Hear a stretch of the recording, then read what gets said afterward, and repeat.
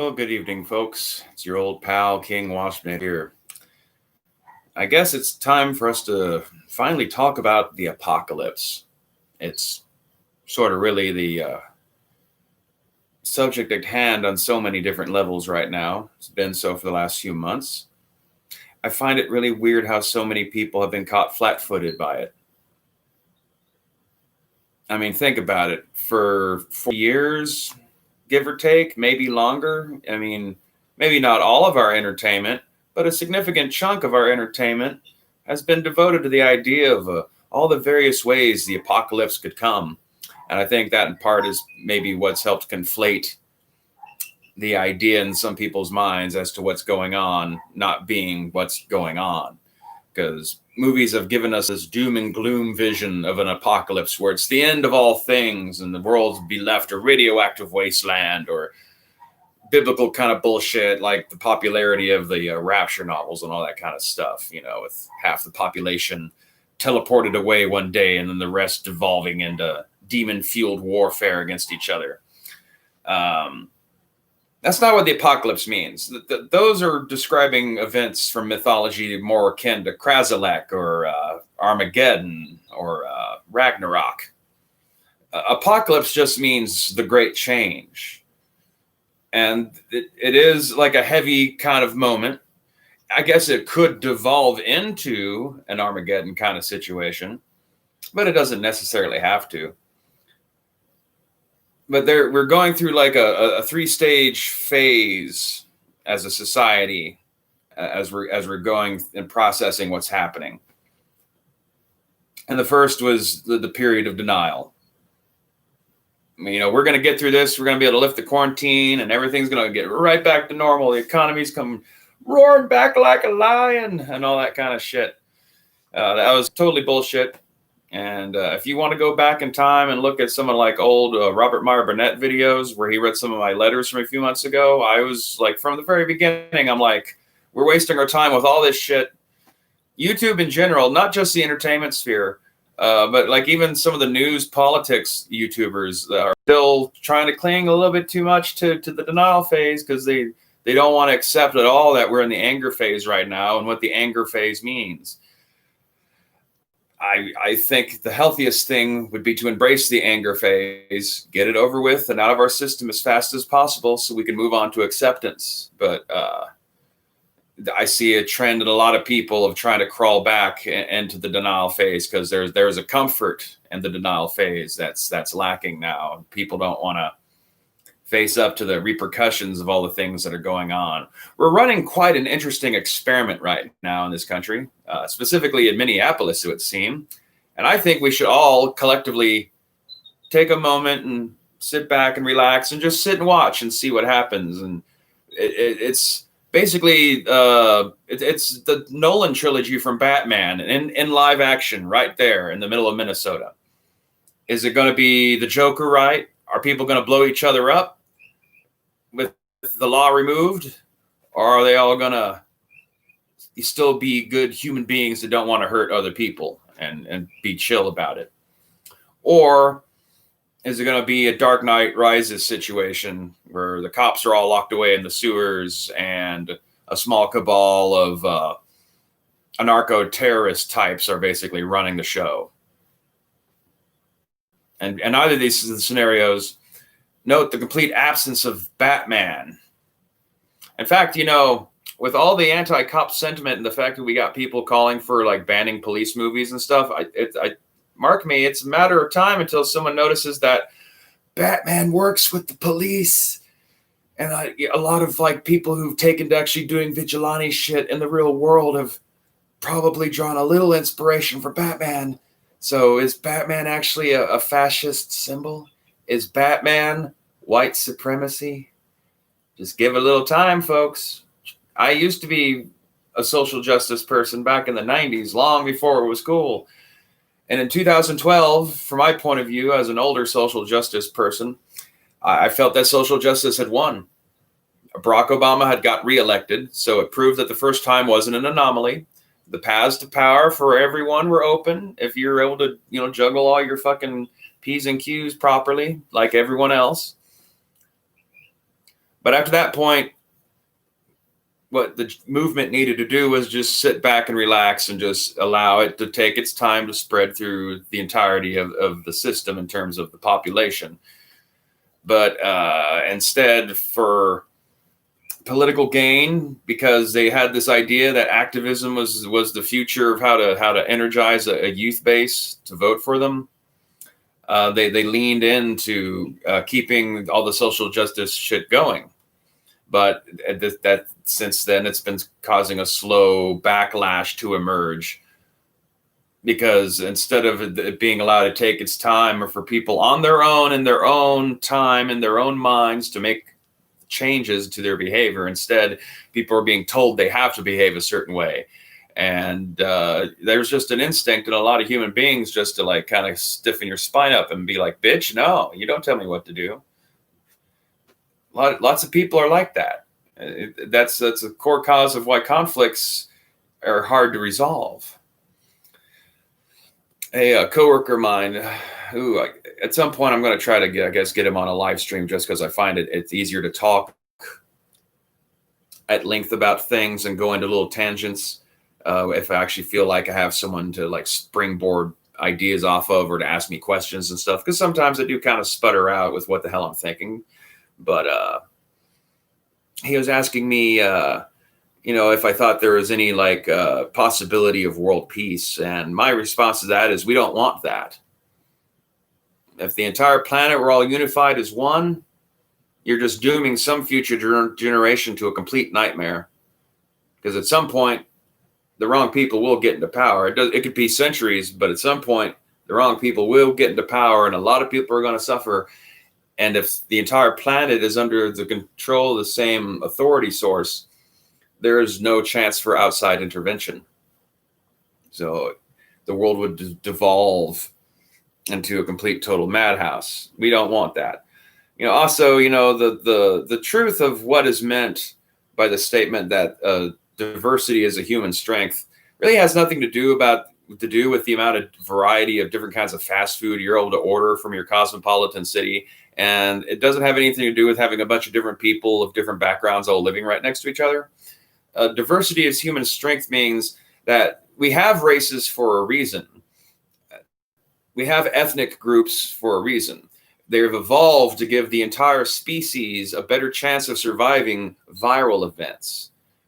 And the whole COVID thing, in many ways, shows how much the whole global thing of trying to intermix populations everywhere and keep us in constant trade and contact with each other kind of negates all of that, because it's made every population on Earth vulnerable to catching this shit. Whereas back in the day, populations were kind of bottlenecked in their geographical areas, and it was hard for things to slip through the little areas where you did have trade and transit back when everything was on foot or on ships that could barely survive a storm, let alone make transcontinental travel and shit over the open ocean on a regular basis, carrying tons and tons of cargo and oil rigs and all other sorts of nonsense. But Minneapolis is getting rid of its police, and it's a great experiment now as to what's going to happen. Is it going to be our better angels, or is it going to be a crime-infested free-for-all that quickly devolves into destruction and people are forced to flee a city?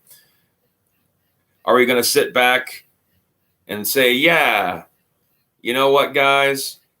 Letting Minneapolis burn to the ground and be abandoned was worth it if it means that no one ever has to call us racist. Fuck yeah. Awesome. We're not racist. Yeah. Is that what we're going to do?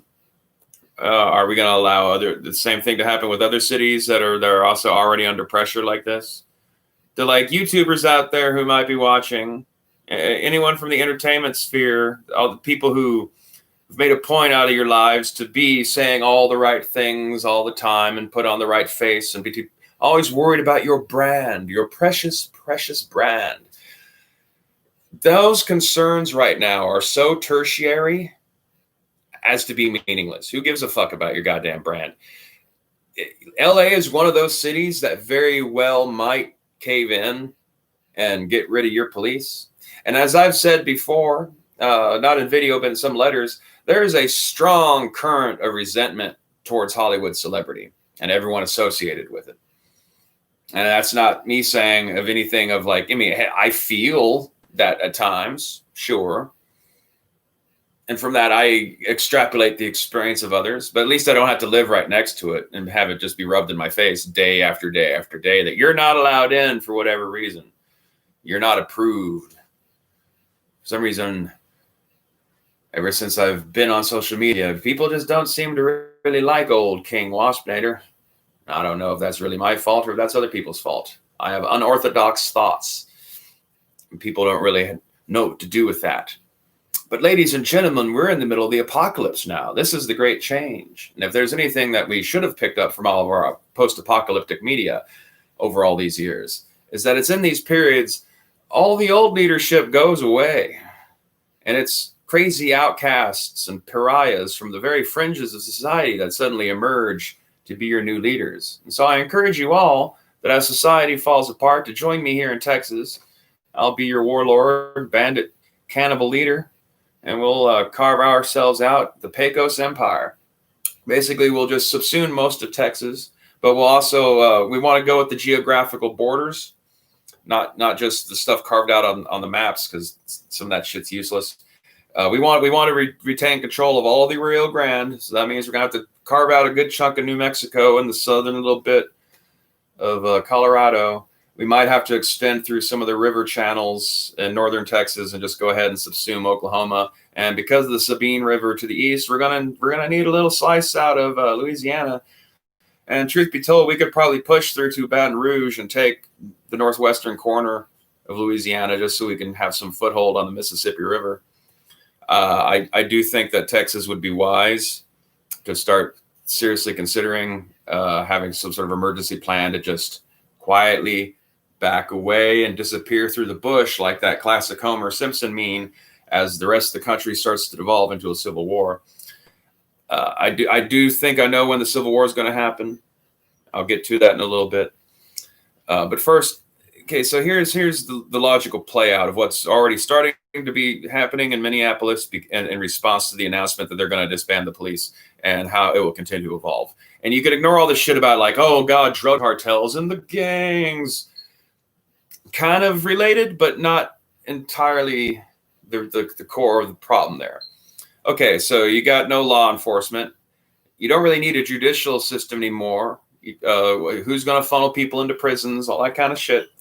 I heard something about apparently the fine print of the compromise proposal that they're adopting is that if you call the police, a social worker is going to be sent out at some point to deal with your problem. Well, that's awesome. My God, are we fucking passive? Good Lord.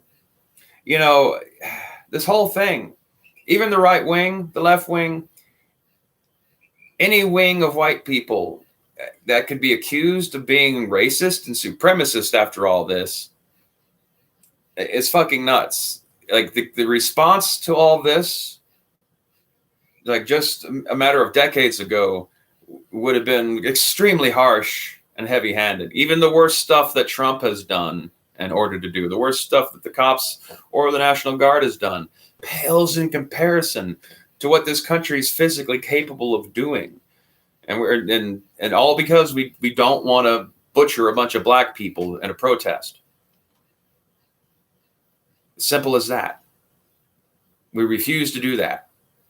And that's a sign that even from the right wing, who's not really been storming into the cities with all their guns, you'd think that after all these years of all their bullshit talk about how much they need, you know, their guns and their military grade weapons, just in case the government comes in to try to take their land and all that kind of shit.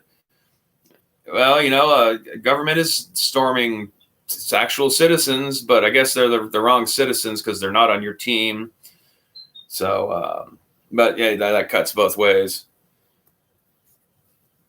I saw a video earlier on Twitter of a bunch of black teenagers stomping another black kid to death.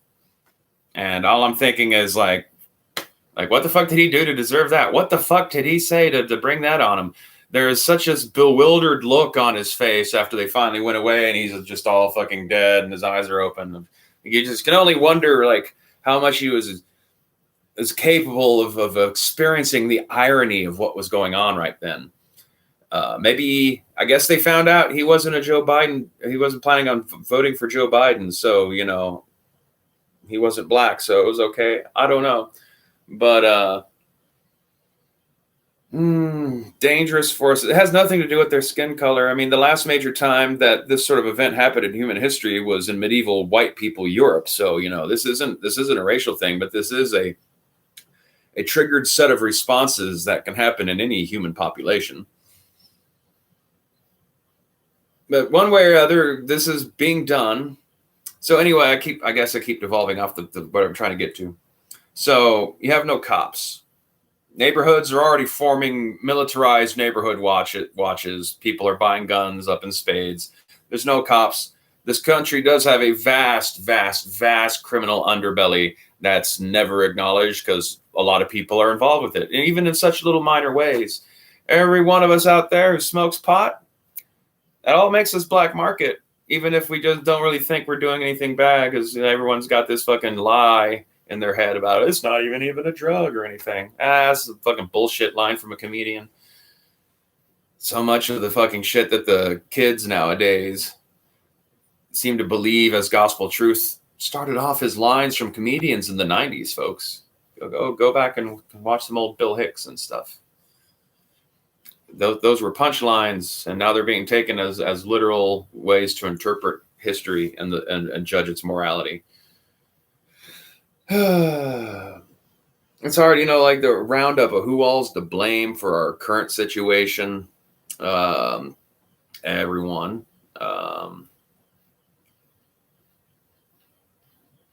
I don't know. I guess we should have fucking paid reparations way back then. We could have saved ourselves a lot of trouble now, I guess is one way of looking at it. You're going to have all these armed neighborhood watches. There is going to be incidents where someone, breaks in, tries to steal some shit, or people get into some sort of fight, or border conflicts as two opposing neighborhood watches have to occasionally touch each other in their patrols. You get a shooting incident. Who's going to arbitrate that? Who's going to arrest the guilty parties? Who's going to get them sentenced? Where are they going to be housed? You take the police out. You're kind of like pulling out the guts of the entire justice system. And there is a moment here that we could actually get serious reforms through, because there are a lot of things wrong with our justice system.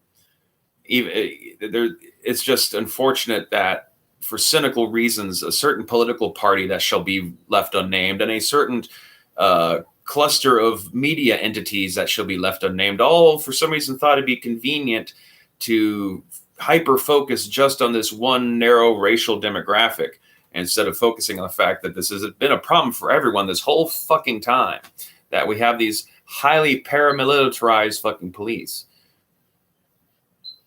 The last several days in Austin, I've barely seen cops on the road. They're still out there. See them every once in a while, but don't see them nearly as much. And I find it a lot more relaxing. Every time they go by, it's like a shark swims by. It's how I've always kind of like described how I kind of feel about cops. They're like sharks in the water. They're always on the move. You do not want them to sniff you out for anything, even if you're not doing anything, because you just don't need that kind of trouble. You never know how it's going to spiral out of hand and stuff. White people don't respect cops because of some sort of old boys kind of bullshit. We respect cops because we're just as afraid of being shot by them as anybody else. But I guess for some fucking reason, we were more often raised to not get all belligerent and puffed up when we're, under threat of state violence. So I don't know what's up with that. But who's going to resolve any conflicts in differing neighborhoods? Neighborhood watch catches a guy breaking into the house. What do they do with that guy? What does the neighborhood watch of the neighborhood that guy comes from do if that guy got shot by another neighborhood watch? Can you start to think and see here how this is going to create a little clusterfuck of epic proportions? I think since we have all this fucking camera technology and facial identification fucking software and shit anyway, I don't really see any need to have to like arrest people on the spot if they show any resistance. If they're trying to run or anything like that, let them run. You'll be able to find them later. Do a little fucking detective work. Find out where they live, find out where they work.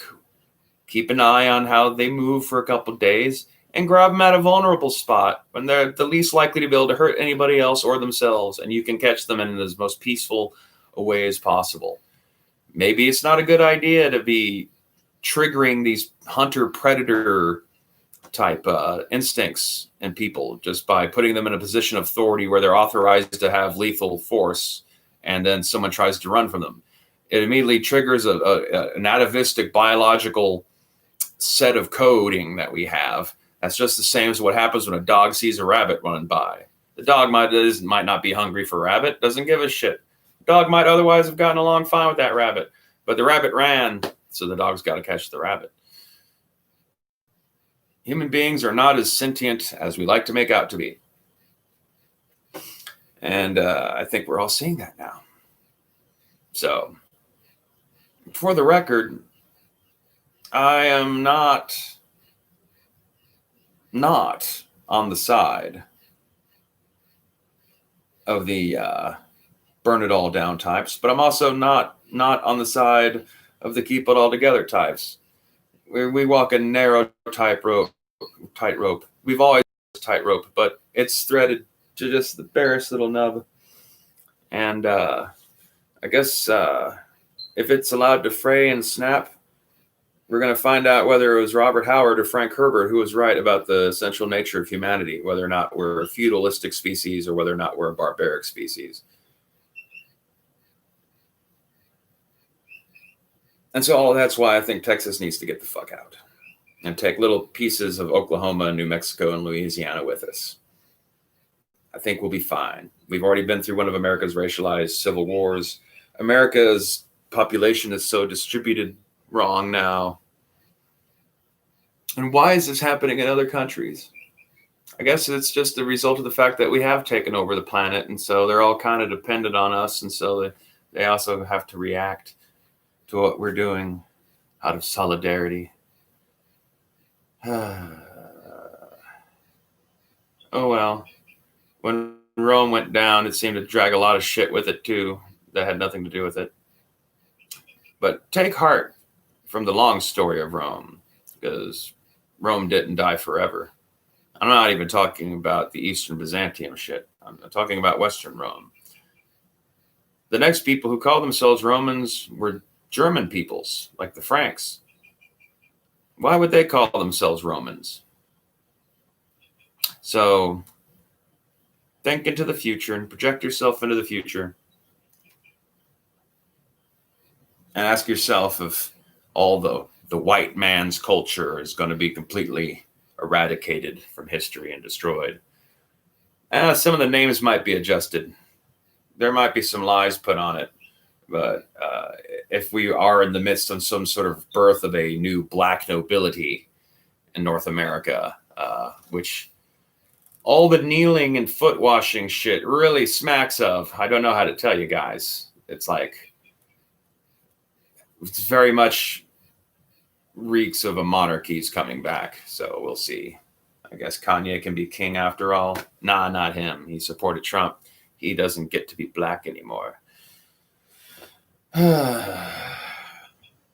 Trump had slowly, against all my better misgivings, had slowly kind of won me over with a couple things. I like that he stopped the TPP from going through. I like the stuff going on with, putting an end to the Korean War and all that kind of shit. But it's really hard not to lay the shutdown at his feet. And the shutdown is the reason why all of this is happening right now. None of this would be happening right now if we hadn't shut down. All because we allowed ourselves to get panicked by some fucking doctors. An attempted coup from a bunch of doctor technocrats is leading to at least this phase of some sort of open revolt.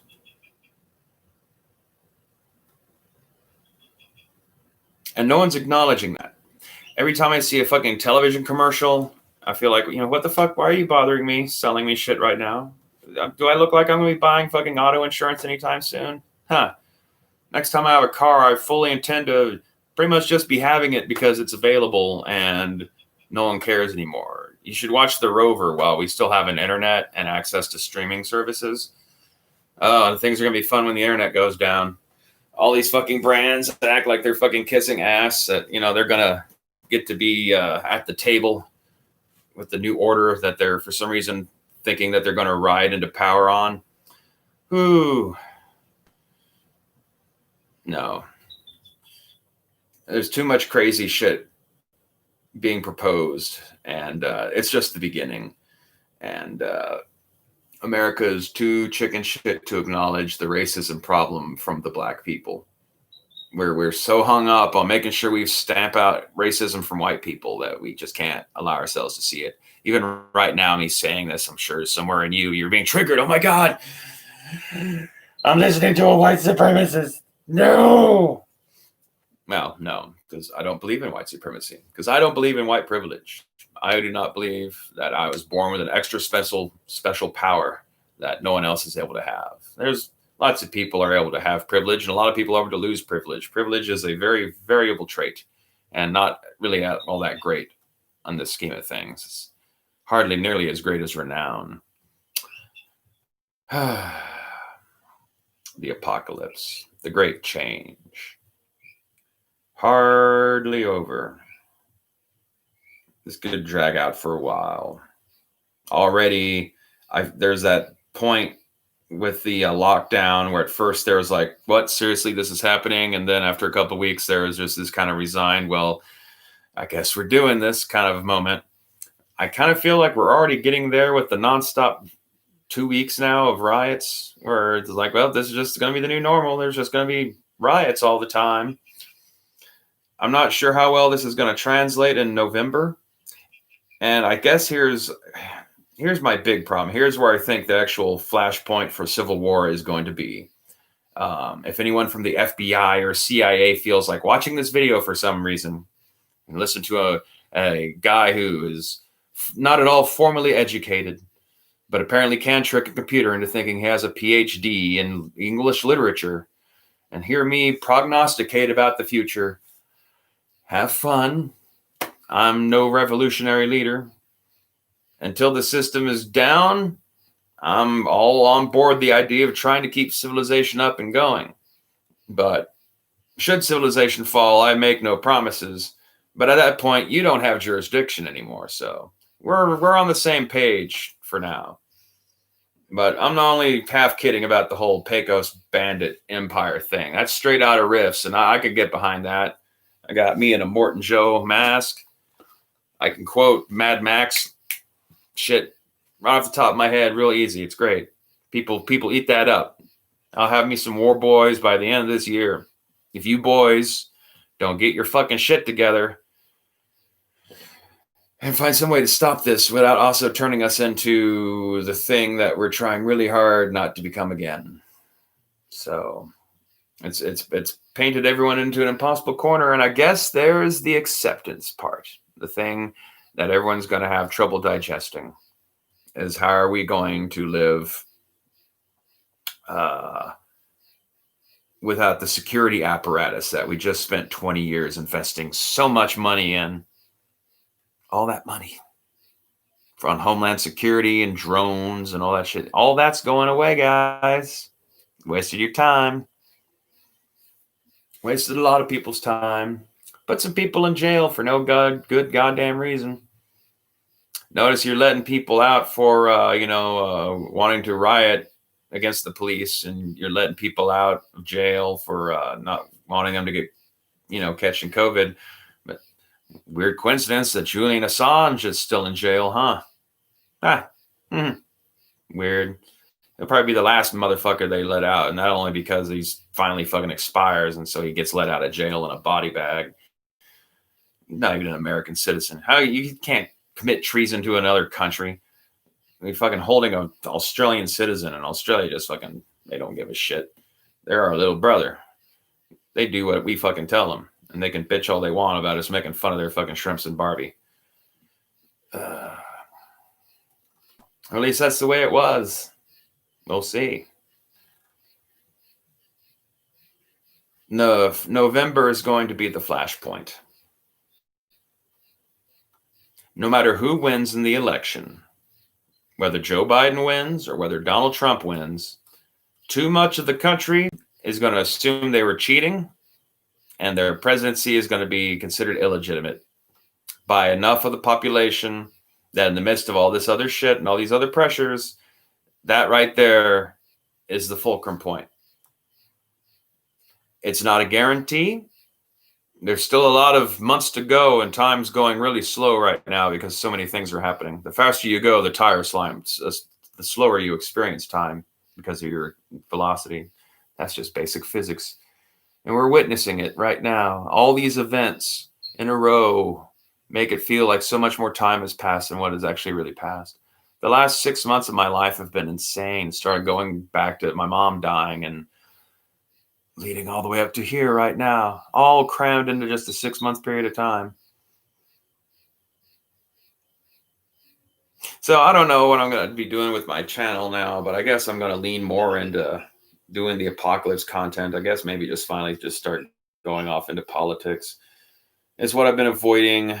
I'd post political themed videos on occasion and would actually get good views on them, but I just didn't want to be too wed down to one side or the other, because I noticed that I'd have these odd little upticks of people subscribing, and then they'd crash again after they heard another video of mine that did not line up with whatever box they thought I was going to be in. Which is cool and all, but there, another thing this coworker of mine had asked me was like, is there a center that can be held? And it's like, no.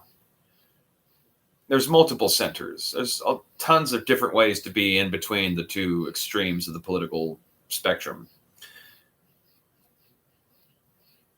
Most people, I guess, that you would consider to be neutral parties would be people who are just kind of passively accepting of whatever's happening.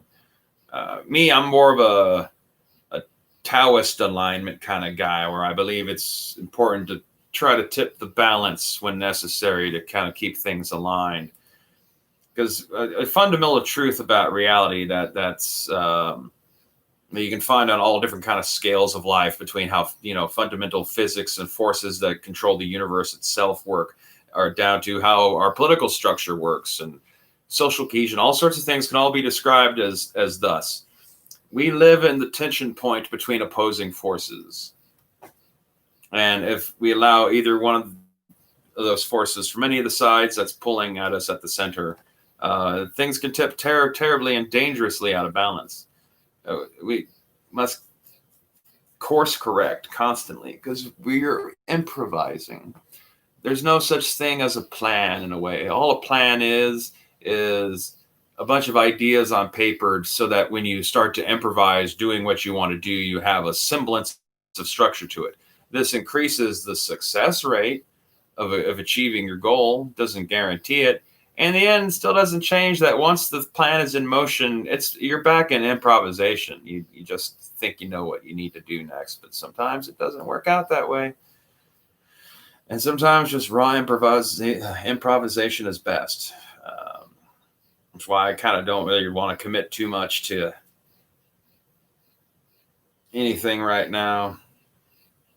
There's too many variables. Trump should not have shut down the country. I wasn't planning on ever voting for the guy anyway, though, but I definitely,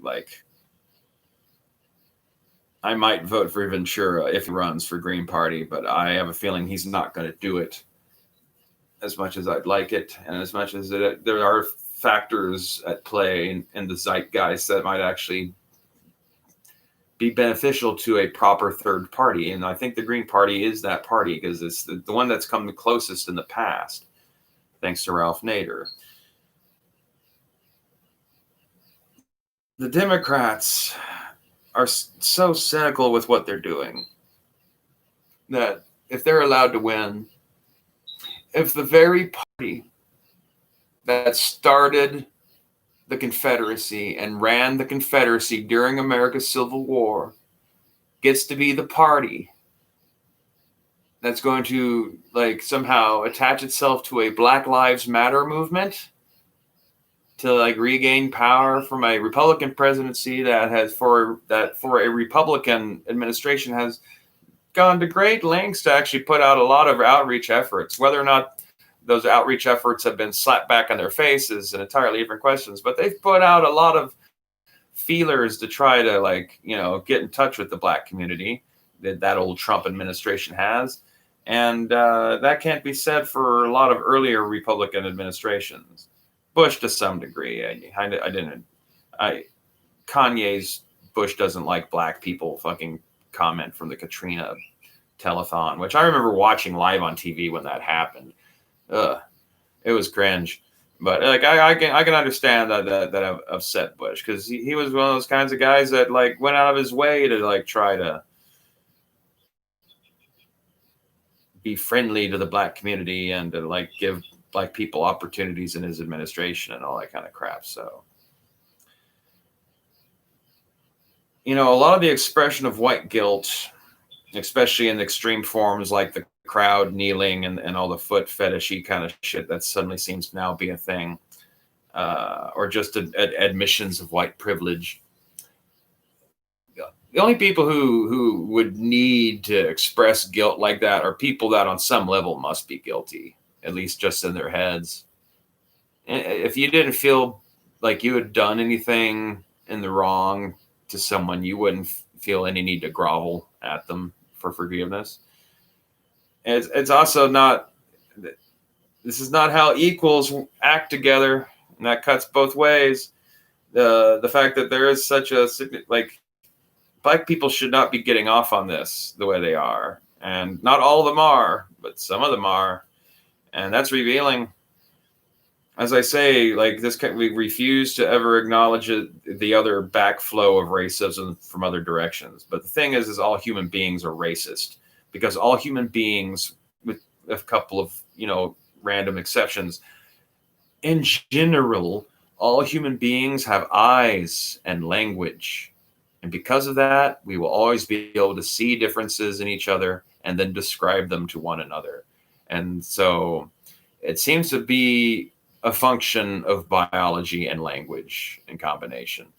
There's good reasons that it's evolved, because by having all these different ethnic groups all in their own little kind of sublocations around the world, it keeps us from all being vulnerable to one viral vector wiping out the entire species at once, so that the survivors can then come back out and resettle emptied lands and all that kind of stuff potentially.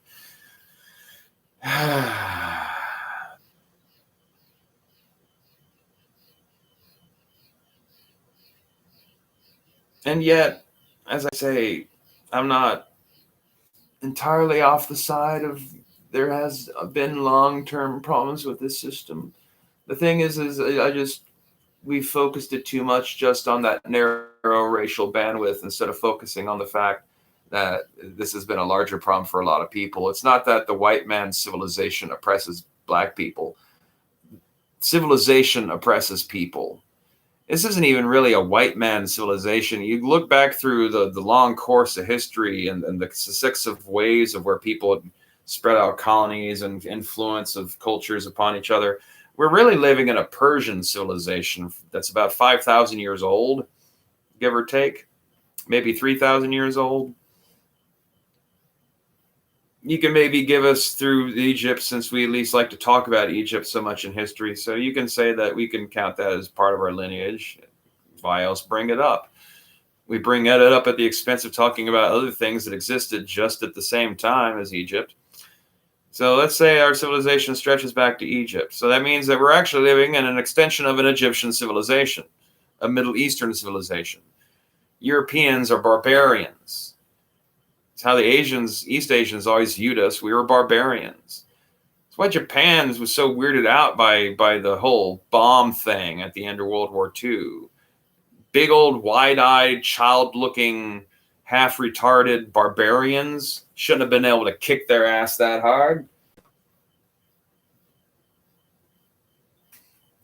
And it had a little bit of an effect on their psychology if one were to judge by their cartoons alone and all that kind of stuff. Because, man, like, no other race loves drawing people of another race quite so much. It's almost fetishistic. Although it's getting that way over here, too. You see, the protests aren't even really the racial thing that they're presented to be by the media and by the internet as an extension of our media. Like, so much of the population, the overall population of the people involved in all these protests are themselves white. And one must remember that America's first Civil War was not a war between white people and black people. It was a war between white people on behalf of black people. So I guess we'll just have to wait and see how it goes this time. I really don't think it's wise to get involved with such things. I have a hard time looking through the ramifications of what Minneapolis is trying and it not going bad. I mean, if I were to have my utopian ideal, it probably would be kind of an anarchist libertarian utopia, because I strongly believe that really humans should not have any right to have authority over each other at all, and that we should all be allowed to manage our lives with enlightened self-interest. But unfortunately, I don't think that's actually possible with humanity. Enlightenment doesn't come easy.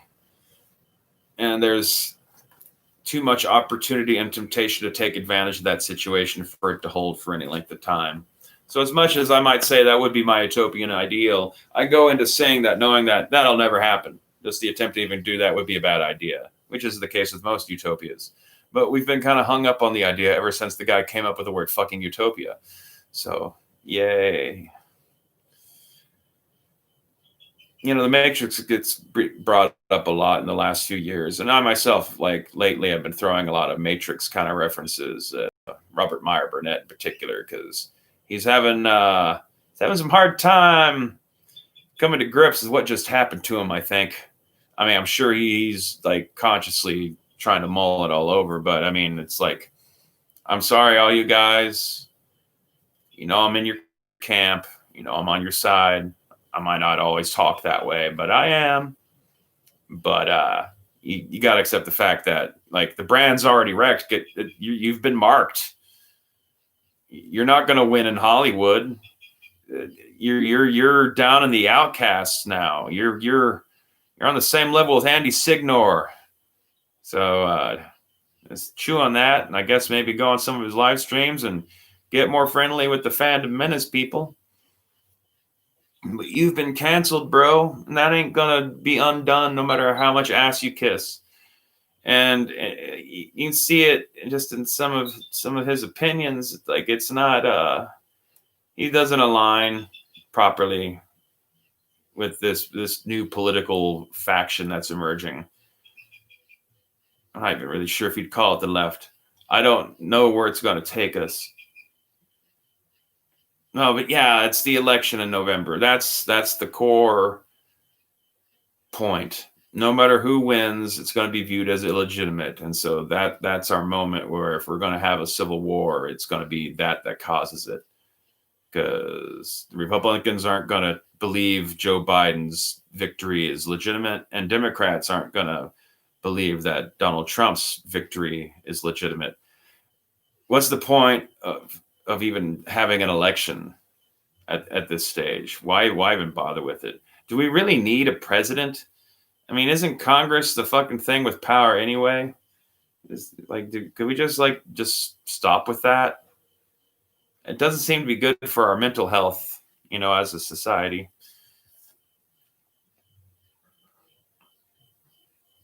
It too, you know, I guess I've always run with the idea that maybe the whole point with the presidency was just to kind of preemptively imperialize the republic. We don't have to worry about anyone turning the republic into an empire, because we'll just go ahead and put a temporary emperor there already. But he gets knocked out every 4 to 8 years, so we don't have a whole bunch of coup d'etats or any kind of thing like that mucking up the waters. And that way the Senate and the Congress can just be allowed to do its business. If Trump loses, like what's going to happen with the Supreme Court? I think the Democrats are going to just get back into power on a national level and just accept, the new balance in the Supreme Court, or are they going to delegitimize the Supreme Court and then undo centuries of legal precedent that's all been built up on a chain on that? And is that even a bad thing?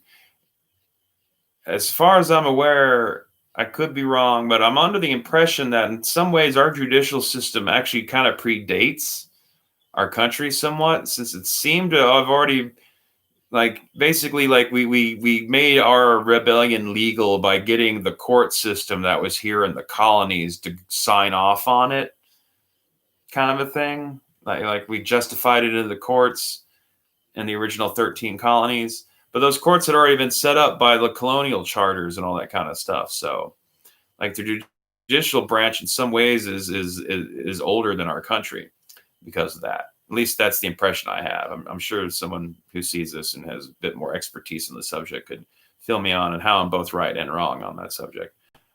I don't pretend to be an expert, but maybe it'd be a good thing to get rid of that, because that'd be the same court system that fucking tried a bunch of people for witchcraft. Or maybe it's an appropriate court to keep around because of that. We'll see. So much has just been happening. It's a whirlwind of tragedy. The final stage after acceptance is going to be the regret stage. Oh, we're going to look back on this and, man, we fucked up. A lot of people died who didn't have to die.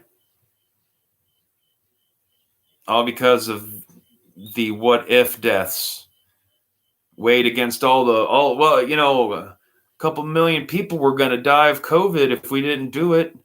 Yeah, it's all well and good to say that, but when you have bodies of people shot and beaten to death by both civilians and cops over all of this, when you're just down to the sheer butterfly effect of how all of our lives would have been a little bit different for the last few months if the shutdown didn't happen, and that because of that, just on that day at that time, this George Floyd guy just happened to run into this cop. But if the butterfly effect had been different, we'd all been having different lives the last 2 months, that intersection might never have occurred at all. He'd still be alive. The riots would never have happened. The people who've lost businesses and lives and property and dignity and all of those things that have been lost in the process of all this is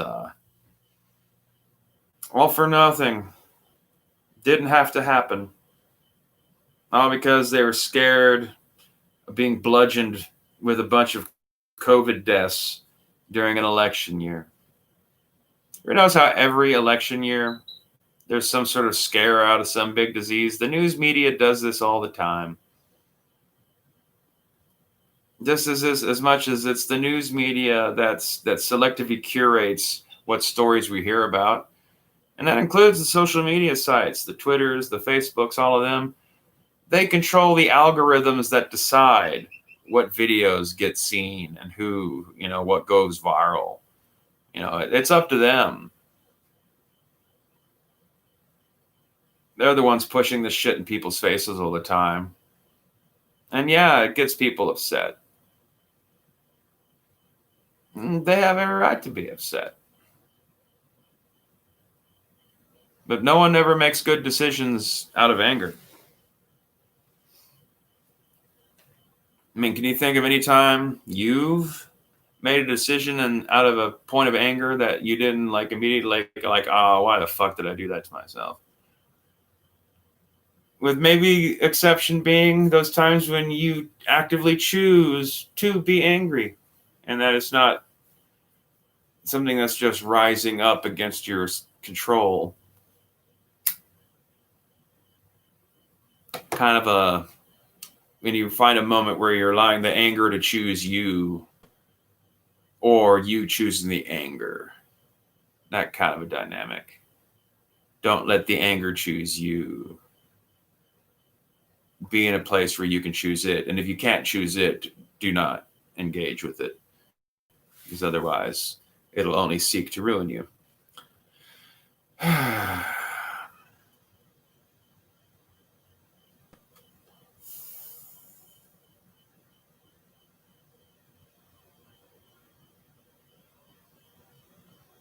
What is the goddamn point?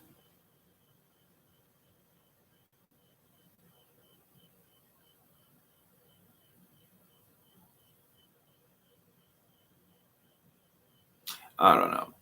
All I know is this has been about 50 minutes, and I'm kind of running out of steam. So I guess I'm going to end the stream. Be sure to hit like and subscribe and all that groovy nonsense. And whatever. Y'all have a good one.